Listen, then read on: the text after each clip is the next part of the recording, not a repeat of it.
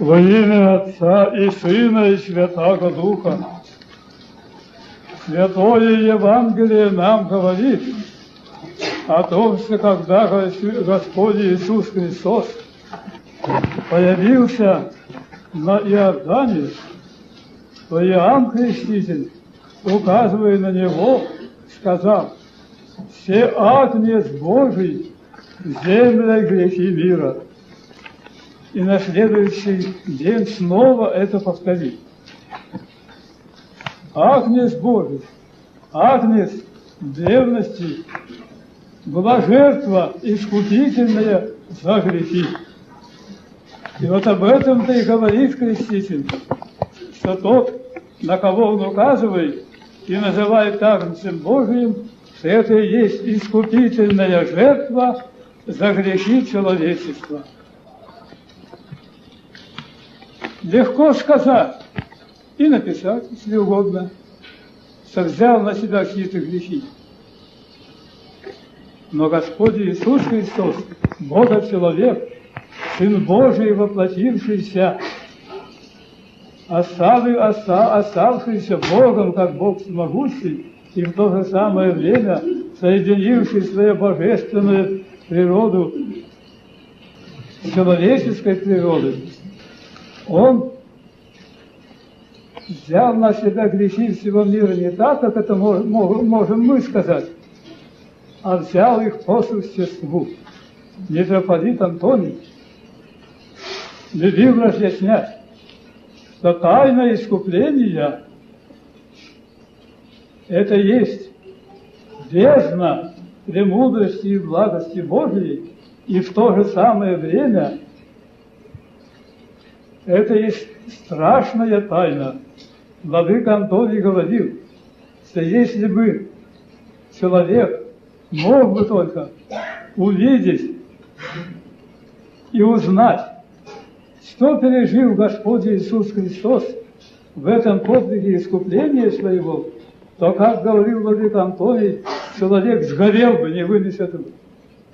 Вот почему для нас это остается тайной. Страшное, неизмеримое бездна страдания, которое мы и представить не можем себе, становится действительно страшно, когда только подумаешь о том, что пережил тогда Господь.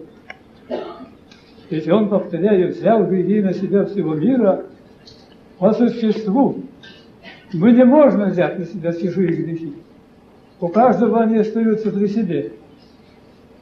Но Бог всемогущий не имеет ничего невозможного для себя. Ему все возможно. И непостижимым, непонятным для нас и страшным действием своего всемогущества Он действительно сделал то, что только может принять вера, а не рассудок человеческий. Он наши человеческие грехи взял на себя, как бы сделавши их своими личными грехами, и вот потому-то Он так страдал и скорбел. Мы знаем, как Он говорил своим апостолам, перед тем, как уже идти на этот путь страшных страданий: «Душа моя скорбит смертельно, и скорбна есть душа моя до смерти». И тут же, чисто по-человечески, понятно нам, просит своих апостолов: «Душа моя скорбит смертельно, побудьте здесь и бодрствуйте со мной». Побыть-то они побыли с ним, но бодрствовать не сумели. И в те минуты, когда он молился своей страшной, сверхъестественной, как церковь называет, молитвой в Гефсимании, в это время они спали, почивали. Когда Господь, произнеся свою эту молитву, обратился к ним за их дружеской поддержкой любви, увидав, что они спят.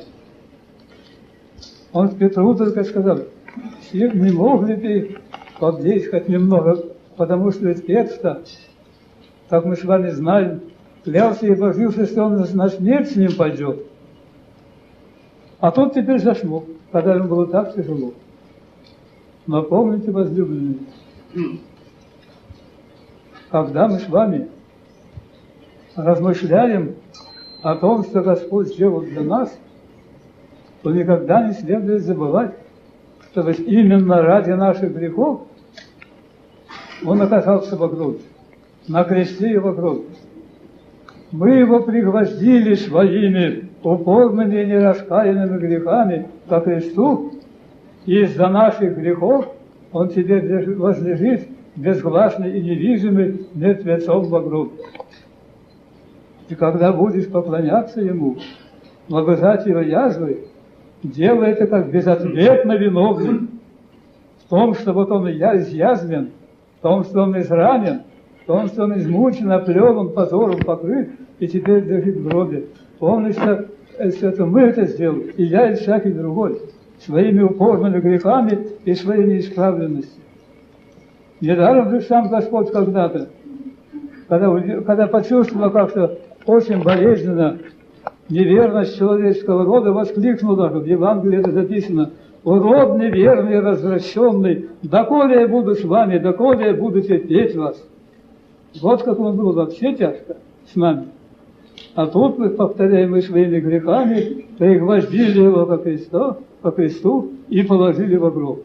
Так и помни, душа христианская, когда будешь поклоняться божественному мертвецу, плащанице лежащему, когда будешь лобызать его язвы, как безответно виновно это делай, потому что никто, кроме нас, не виноват в том, что Господь Иисус Христос, как говорил апостол, вместо предлежащей Ему славы, перенес эту срамоту и позор, и эту страшную, позорную, унизительную крестную смерть. Мы с вами знаем, что теперь, после Его смерти, крест стал нашей драгоценностью и святыней, но пригвоздили ко кресту, я повторяю, не вольно-мышлами, потому что если бы наших грехов не было на нем, не было бы ему что-нибудь взять на себя, тогда бы не было ничего этого. Но он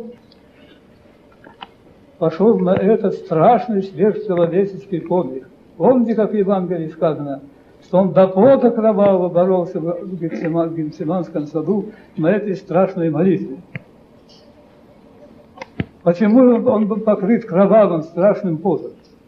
Когда-то Дмитрий Ростовский в своей вдохновенной проповеди говорил, как бы обращаясь к Спасителю: «Господи, почему ты покрыт кровью?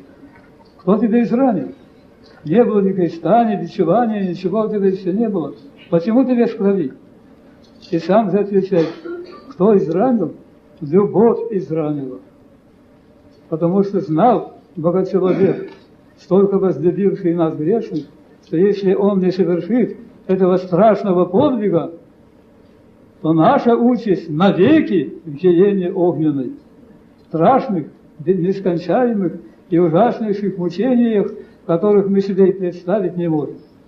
А вот он взял на себя всю эту страшную тяжесть, это тяжкое бремя греховное, и благодаря его святому и великому подвигу мы имеем возможность уповать на то, что получим прощение наших грехов, именно им омытых. И тогда можем надеяться, что Он и нас примет в Царствие Небесное так, как Он принял благоразумного разбойника. Аминь.